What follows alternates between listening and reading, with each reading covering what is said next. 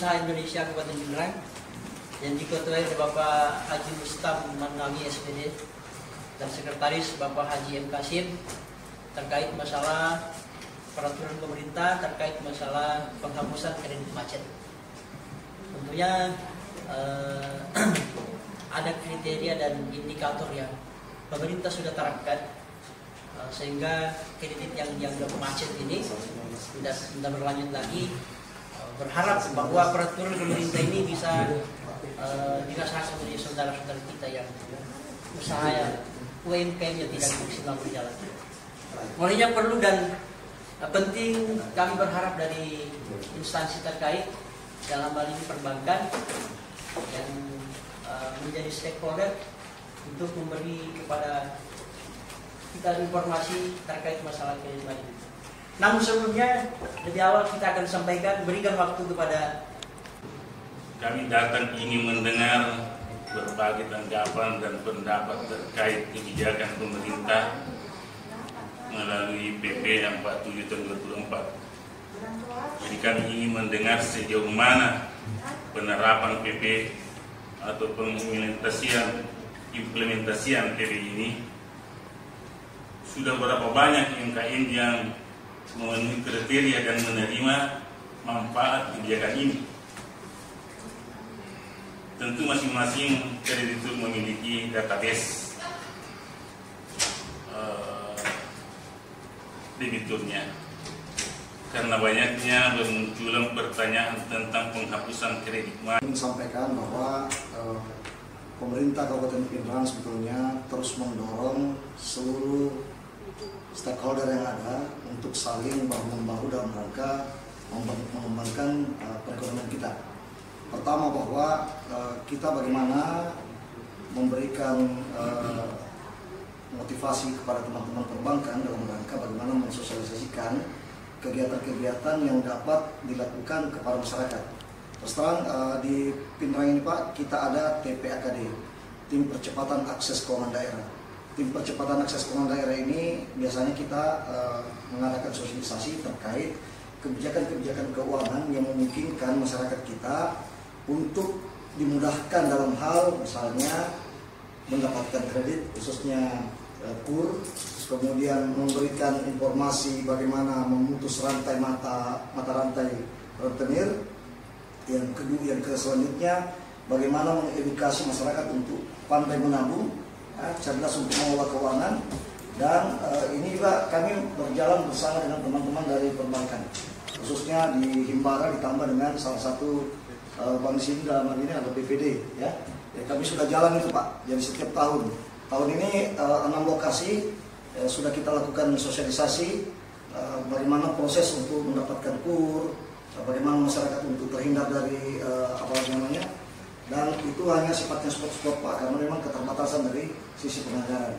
Tapi kami sudah sebenarnya tadi ketentuan dari PP 47 ini dari pihak perbankan tuh sangat apresiasi kebijakan pemerintah. Artinya ada potensi bagi perbankan untuk bisa menggali potensi bisnis lagi Pak. Gitu. Memang kalau berdasarkan ketentuan PP 47 itu lahir tanggal 5 November. Bentar ya Pak. 5 November ya Pak. 5 November 2024. Kalau lihat di pasal 19 Pak, itu kita bisa akses karena sekarang dunia sangat mudah dijangkau melalui media sosial ataupun internet, bahwa memang PP itu efektif hanya 6 bulan.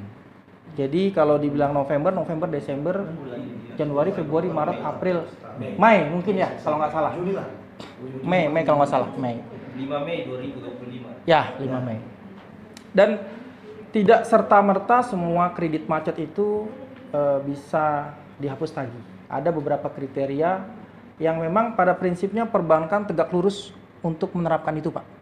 Artinya tidak berasumsi juga, jadi semua segala sesuai ketentuan. Karena kami pun stakeholder terbesar kami adalah pemerintah, pembuat kebijakan, gitu Pak. Jadi kami juga nggak berani juga kalau memang tidak sesuai dengan ketentuan yang berlaku.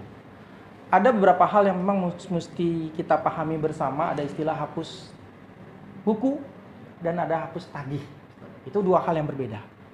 Ya, jadi kalau rekan-rekan pelaku bisnis ataupun nasabah yang terbiasa memiliki fasilitas pinjaman, dia ada beberapa stage yang namanya kolektabilitas, ya, kolek lancar 1, kolek 2, kolek 3, kolek 4, kolek 5. Kolek 5 itu artinya macet.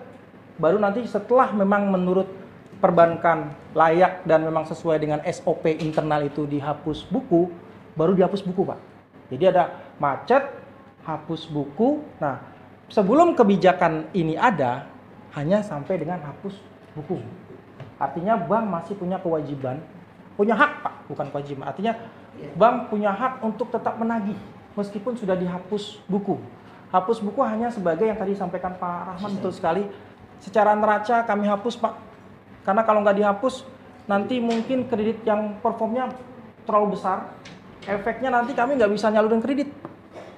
Berdampak rugi juga di daerah, misalnya nih, Pinrang, misalnya Pak, Kabupaten Pinrang, NPL-nya tinggi, non-performing loan-nya tinggi. Kami pasti akan sama lah, baik itu BRI maupun dari BNI pasti akan, BRI, stop dulu loh, NPL-nya tinggi nih, banyak yang nunggak. Ya, karena Rp1, Pak, kami sangat bertanggung jawab kepada stakeholder, kepada pemerintah, pemilik saham terbesar, dan kepada nasabah yang menitipkan uangnya kepada kami. Jadi Rp1 itu juga berarti bagi kami. Jadi uang yang kami kami berikan kepada teman-teman pengusaha, kami titipkan, berharap itu akan membantu teman-teman pelaku usaha untuk bisa mengembangkan bisnis. Itu kami harus bertanggung jawab, Pak. Satu itu. Terus kami juga harus bisa menghidupkan diri kami sendiri nih. Kami harus bayar listrik, harus menggaji karyawan, ya kan, Pak. Otomatis itu hal yang lumrah lah, bahwa ada bunga pinjaman yang dikenakan kepada nasabah. Kenapa? Karena kami juga harus bayar bunga juga nih, Pak, kepada nasabah si penyimpan. Nggak mungkin, misalnya Pak Zul, ya kan, Pak Gus, saya mau ambil tabungan saya dengan bunganya. Nanti Pak, uangnya masih di X, belum bayar. Nggak mungkin, Bu. Nanti peran perbankannya nggak jalan malahan. Itu Pak. Nah, yang mesti dipahami kita bersama bahwa hapus buku itu pihak bank masih memiliki kewajiban atau hak untuk menagih, Pak. Ya, dan pihak nasabah wajib membayar kewajiban itu. Gitu, Pak. Sampai dengan adanya ketentuan hak hapus tagih ini, tetapi tidak semua berarti ketentuannya ini ada syaratnya, Pak. Ada kriterianya. Kalau saya boleh sampaikan, yang pertama, debitur UMKM itu telah dihapus buku. Artinya kalau tadi macet, Pak, posisinya macet, belum dihapus buku, belum bisa, meskipun sudah macet. Kalau di kolek SLIK-nya tuh masih 5, itu tetap tidak masuk syarat, meskipun sudah macet tidak bisa dihapus tagih. Karena dia harus masuk tahap ke hapus buku dulu. Gitu, Pak. Itu, Pak. Jadi dia pertama harus dihapus buku. Satu, Pak. Terus yang kedua, telah dihapus buku oleh bank dengan usia hapus bukunya 5 tahun sejak PP ditandatangani. PP ditandatangani kan tanggal 5 November 2004. Nah, yang boleh dihapus tagih yang sudah 5 tahun ke belakang, Pak. Jadi kalau belum 5 tahun nggak bisa, meskipun sudah dihapus buku. Nah, pentingnya kita membaca gini, Pak. Jadi nggak serta-merta, wah saya udah macet nih, berarti saya punya hak untuk bisa dihapus tagih. Nah, jadi ada syaratnya itu, Pak. Terus yang ketiga lagi nih, Pak. Ya. Maksimal nilai pokok piutang macetnya atau yang sudah dihapus bukunya 500 juta. Jadi kalau pelaku bisnis yang punya kewajibannya di atas 500 juta, nggak masuk syarat ini, Pak. Gitu.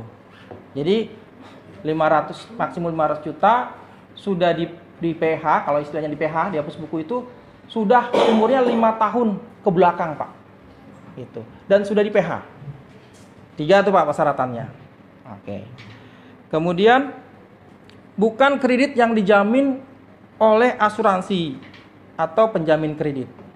Nah, bukan kredit program pemerintah yang masih berjalan. KUR masih berjalan. Jadi KUR tidak ada masuk kategori ini, Pak. Jadi ada KUR kecil, ada KUR mikro, ya, yang sampai 5 juta, tetap karena programnya masih jalan, ini tidak masuk kriteria ini. Itu Pak. Nah yang terakhir, nah ini Pak, di PP 47 ya, gitu ya, di pasal nomor 6 tidak terdapat agunan. Kalau ada agunan nggak berlaku juga Pak. Jadi agunan itu harus dieksekusi dulu untuk menutupi pinjamannya. Atau kalau sudah dieksekusi, ya Pak, kalau sudah dieksekusi dan masuk kategori yang tadi saya sebutkan dan masih belum menutupi, itu baru masuk Pak. Gitu teman-teman. Sebenarnya dengan adanya program hapus tagih yang sudah habis ini bukan akhir dari segalanya teman-teman pelaku bisnis. Masih ada cara lagi Pak. Ya, kalaupun memang yang namanya bisnis kan bisa naik bisa turun ya Pak. Ya kan? Hanya Tuhan yang selalu bagus ya Pak, dan malaikat. Ya, yang namanya bisnis bisa naik bisa turun. Nah, kalaupun ada pelaku bisnis yang memang ya Pak, yang memang pada saat itu kurang beruntung sehingga bisnisnya turun ya Pak, dan ingin bangkit lagi, masih ada cara sebenarnya Pak. Yaitu dengan penyelesaian. Ya. Bank pun tidak serta-merta langsung melelang. Ya Pak, ada surat peringatan 1, 2, 3, saya pikir sama di BNI ya Pak. Itu. Ada cara untuk negosiasi, kita restruct, gitu kan. Nah, permasalahannya bank ini juga punya tanggung jawab, Bu. Bingung, uang sudah keluar tapi nggak bisa balik. Di sisi lain, ada nasabah yang menabung minta haknya juga, kan gitu ya. Jadi, teman-teman pelaku bisnis juga harus paham. Gitu ya. Terus gimana Pak kalau kami yang tidak masuk dengan kriteria ini? Gitu. Ada yang namanya restruct. Kalaupun nggak bisa direstruct, ada yang namanya penyelesaian.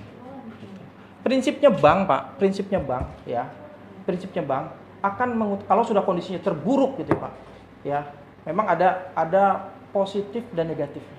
Negatif akan terbaca kurang baik di catatan SLIK Bapak. Kenapa? SLIK itu kayak luka Bu, luka. Kalaupun sudah sembuh masih berbekas. 2 tahun ya Pak ya. 2 tahun. Ini yang sudah menikmati program ini yang selama 6 bulan tadi di Pindrang, adakah? Ataukah memang perbankan mestinya menyampaikan bahwa kamu sudah masuk kriteria penghapusan? Karena ada salah satu dia hadir di sini sudah puluhan tahun kreditnya, dan itu masuk UMKM saya salah satu masuk salah satu kategori itu penjual apa makeup itu ya, jadi apa istilah mode ya. Jadi dia menjual di pasar itu. Kenapa justru tidak ada penyampaian kepada mereka bahwa itu kamu berhak itu ini? Apakah memang harus mereka masyarakat yang kurang paham hukum ini harus didiamkan? Jadi artinya informasi ini belum tidak sampai kepada pihak-pihak yang semestinya menerima kebijakan ini, keringanan ini dari pemerintah. Jadi ini sudah puluhan tahun dan masih tetap ada penagihannya dan relatif berapa di kredit? Itu 98. Itu sudah puluhan tahun yang lalu. Saya ingat sekali ini menjual di pasar. Jadi kalau masyarakat yang belum paham tentang aturan ini tentu didiamkan saja atau seperti apa, dan siapa yang disalahkan sekarang ini? Apakah pihak pemerintah karena tidak bersosialisasi atau pihak perbankan? Jadi itulah contoh kasus satu yang saya kasih mohon diberikan penjelasan bahwa ada kasus seperti ini, sehingga sebagaimana gambaran dari perbankan tadi bahwa semestinya mereka sudah penghapusan tadi sudah, karena sudah puluhan tahun dan sudah pernah berlaku itu undang-undang, tapi mereka mana tahu bahwa ada ternyata kebijakan pemerintah seperti itu. Mestinya yang perbankan yang paham bahwa wah ini sudah kreditur saya yang ini yang sudah masuk kategori. Jadi kalau tidak sosialisasi begitu, biar bagaimana bagusnya kebijakan pemerintah pusat tidak ada sampai di daerah. Jadi saya kira itu Pak untuk sementara saya. Iya, agunan ternyata Bapak bermasalah. Kita bicara pahitnya Pak. Ternyata macet. di lapor resak gagal, kemudian penyelesaian nggak bisa, akhirnya dilakukan penyelesaian melalui misalkan jalur lelang eksekusi. Nah, pertanyaan kami tadi, Pak, coba berikan kami contoh, Pak, kredit yang tidak pakai agunan. Karena sepengetahuan kami, setiap pengeluaran kredit pasti ada agunan, baik itu besar atau kecil. Nah, contoh dari perbankan khusus KBRI, ini kira-kira kredit apa Pak yang pernah diluncurkan tanpa agunan? Apa? Nah, kalau begitu Pak, artinya semuanya dapat agunan? No, ya. no, saya tidak berlaku. Jadi gini Pak, Boleh gini, politik aja. Saya jelaskan boleh. Iya. Misalnya gini Pak, Bapak ada agunan, Iya. terus macet nih, Iya. kan? Terus dieksekusi di lelang misalnya Pak. Ternyata hasil lelangnya ini Pak nggak mengcover. Enggak tahu. Nah, belum begitu Pak, artinya jangan lari dari ini Pak. Saya cuma pertanyakan, karena tadi salah satu yang kena Persyaratan tidak hapus tadi itu karena agunan. Nah, makanya pertanyaan kami, adakah khusus di BRI saja itu kredit yang keluar tanpa agunan? Adakah? Iya, Dan iya. kamu mention dulu ke yang lain, jelaskan yang lain. Ada atau tidak? Itu ada dulu Pak. Ada atau tidak? Tidak. Ada semua pakai agunan semua. Nah itulah, berarti tidak ada gunanya ini PP Pak. Tidak ada gunanya Pak. Selesai. Dari Selesai. statement dulu. Gimana prosesnya? Kecuali itu ya. Ada, karena artinya pihak bank juga mengandalkan bahwa ini kriterianya harus terbentur di agunan. Jadi kalau Coba dari pihak ini dulu, semua Pak. pakai agunan, tidak ada gunanya ini. Ya, kita kasih dulu. Pak, maaf mau menjelaskan sebelumnya. Ya. Contoh sederhananya, misalnya untuk Bapak 500 juta. Ya. Bapak punya jaminan rumah, harganya 200 juta, kemudian laku di lelang. Nah, kalau Bapak memenuhi kriteria yang lain, selain yang agunan ini kan istilahnya jaminan Bapak sudah habis. Nah, Bapak berhak dapat hapus tagih. Jadi 300 jutanya dihapus tagih oleh pemerintah lewat PP ini. Jadi di info Bank Indonesia Bapak sudah bersih. Itu maksudnya. Bukan yang serta-merta agunan dari awal Tapi tidak ada, Pak. mohon maaf, artinya begini, artinya saya mendengarkan dari pembicaraan khususnya dari BRI ini Ya. berkali bahwa ini sudah tidak bisa karena satu persyaratan tadi Pak bahwa dari ada beberapa Gini Pak. kriteria ya termasuk itu ya kredit yang pakai agunan. Mungkin informasinya belum sampai penuh yang Bapak sampaikan. Artinya gini, ketika kredit itu tidak tercover oleh agunan, ya, dan ternyata masih tersisa, itu bisa masuk persyaratan Pak. Gitu. Tapi kalau selama itu masih ada agunannya, ya kan Pak, ya itu tetap kita harus mendahulukan untuk penyelesaian melalui penjualan aset tersebut Pak. Untuk Pasti tidak perbankan sih. Iya, tapi ini kan kasusnya Ibu. pakai agunan Pak tutup. Kasusnya Ibu tadi. Terbentur karena agunan. Agunan. Nah, berarti sudah ada gunanya pakai ini Pak. nggak bisa. Tidak ada. Bisa. Bila betul, maksudnya bisa menurut versi Bapak. Versi Bapak, versi perbankan Bapak. Tapi artinya tidak ada jalan buntu Pak, pasti pasang itu yang kena kita. Berarti sangat sedikit yang menerima memanfaatkan. Ini kriterianya bahwa salah satu kriterianya bahwa pakai agunan. Ya. Itu senjata. Kita kasih kesempatan dulu. Penjelasan lebih lanjut mungkin. Saya begini. Nggak boleh sembarangan, misalnya Bapak X punya saldo sekian, kami sebutkan nggak bisa Pak. Kami bisa kena denda 5 miliar, penjara 20 tahun Pak. Ada hal-hal mungkin yang tertentu yang tidak bisa. Tapi kalau sekedar menggambarkan saja sebagai permintaannya bahwa ada seperti ini, perusahaan pengusaha seperti ini, dan apakah itu cuma satu saja? Ya, kriterianya yang untuk pinrang Pak. Iya. Jadi ada satu ya, pengakuannya ada satu.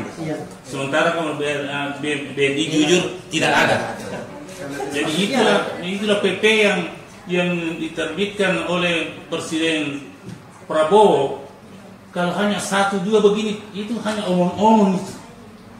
Saya sudah anggap itu omong-omong karena saya tidak bermanfaat ke masyarakat, padahal mengerikan semua kredit macet di Pindrang. Masa hanya satu orang bisa menerima manfaat itu? Ya. Ini kan Seharga 200 juta. Perbankan itu cuma kasih itu keluar itu cuma 100 juta atau 150. Tidak berani kasih 500 Pak. Orang mau saya bisa kasih bentuk harta saya. Kalau dia mau berarti kasih 500, saya kasih itu paksa peta. pintar juga Pak perbankan bahwa ini harganya impak cuma harga nggak sampai 200. Dia pasti kasih harga 150. Saya yang ini bawa 500 dengan harga rumah 300. Rugi Pak Bu, rugi Ki. Pasti berhitung begitu. Saya sudah berapa kali berurusan dengan perbankan. Ujung-ujungnya begitu jalannya. Jadi saya nggak usah sebut bank apa jadi nggak usah saya ambil. Nah, saya tunggu memang tadi itu tapi tidak hadir. Jadi saya harap cari jalan keluarnya lah. Persoalan ini persoalan kredit macet dan ini kurangnya sosialisasi saja, kurangnya karena terus terang tiba-tiba terbit 3 hari 6 bulan kemudian langsung mati. Korban semua kesini yang berharap. Jadi saya berharap, dan ini saya tidak tahu siapa yang salah ya, karena aturan ini dari pusat. Jadi saya mungkin dari Pak Ketua minta berkasnya saja itu yang penghapusan 6 bulan itu apakah betul, baru kita sama-sama baru cari solusi jalan ini apa yang harus kita lakukan. Karena tidak mungkin kita mulai lihat saja begini. Dari perbankan pasti dia mau rugi, dari hari juga begitu. Jadi kita cari solusi yang bagus. Mungkin itu saja kira-kira tentang kebijakan penghapusan piutang macet pada bank dan atau lembaga keuangan non-bank BUMN dan piutang negara macet kepada UMKM sebagaimana diatur dalam peraturan pemerintah. Ini berlaku untuk jangka waktu selama 6 bulan terhitung sejak berlakunya peraturan pemerintah ini yang ditandatangani. Jadi saya tidak mau juga kita berputar-putar di sini. Saya tambahkan, melanjutkan dari Bapak Ketua, ada berapa bank di sini? 2 ya. 2, iya. Bisa tidak?